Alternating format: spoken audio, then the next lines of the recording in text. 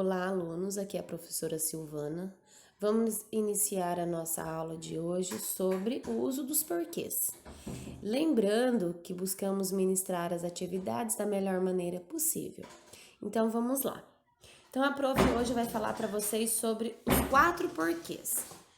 Então, tem o porquê separado, o porquê junto, o porquê separado com o chapéuzinho e o porquê separado sem o chapéuzinho, né? O prof vai falar então para vocês que é o acento então circunflexo. Então vamos lá. Porquê junto indica uma resposta quando ele pode ser substituído por pois, uma vez que, visto que, dado que, por causa de, pelo motivo de. Então, a gente usa esses porquês em resposta. Ele pode ser, porque no meio da palavra. Então, o que acontece? Quando você tem um porquê e você precisa saber qual que é o correto, você pode usar. Eu não fui trabalhar porque perdi o ônibus. Nesse porquê, então, esse porquê da frase eu posso substituir por pois? Eu não fui trabalhar, pois perdi o ônibus. Posso. Por isso que ele é porquê junto. Eu posso substituir uma vez que? Eu não fui trabalhar, uma vez que perdi o ônibus. Então também dá.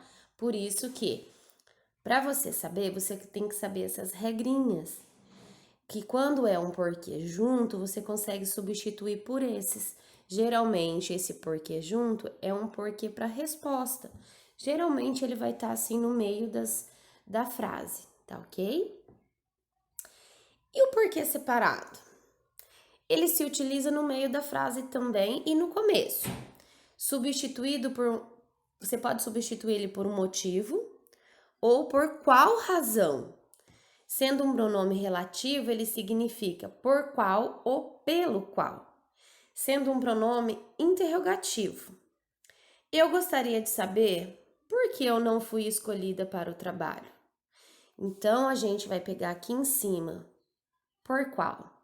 Eu gostaria de saber por qual motivo eu não fui escolhida pelo trabalho. Ou eu gostaria de saber pelo qual eu não fui escolhida pelo trabalho. Ou aqui também, por que não veio falar comigo? Por qual motivo não veio falar comigo?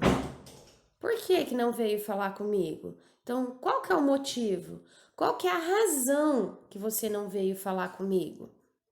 Então, você vai usar o porquê separado quando ele está indicando, então, a razão de alguma coisa, o motivo de alguma coisa. Eu gostaria de saber o motivo que eu não fui escolhida. Eu gostaria de saber qual que é a razão que você não veio falar comigo. Então, quando você coloca, quando é um motivo ou uma razão, então é o porquê separado. E o porquezinho junto com o acentinho? Ele é um substantivo masculino, sinônimo de motivo, razão ou causa. Pode também vir acompanhado de um artigo indefinido. Pode ser que antes disso tenha um numeral, um pronome demonstrativo, um possessivo, ou usando o antes do porquê. Então, a prof trouxe alguns exemplos para ficar mais fácil. Gostaria de saber o porquê da sua mudança de opinião.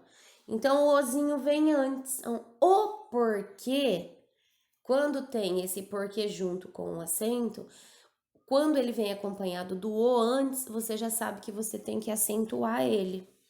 Então, dê-me um porquê para eu não me ir embora agora. Olha o antes, que vem acompanhado de um numeral. Então, quando você tem uma frase e tem um antes, então 1, 2, 3, o que for de numeral, ele tem que ser acentuado e tem que ser juntinho.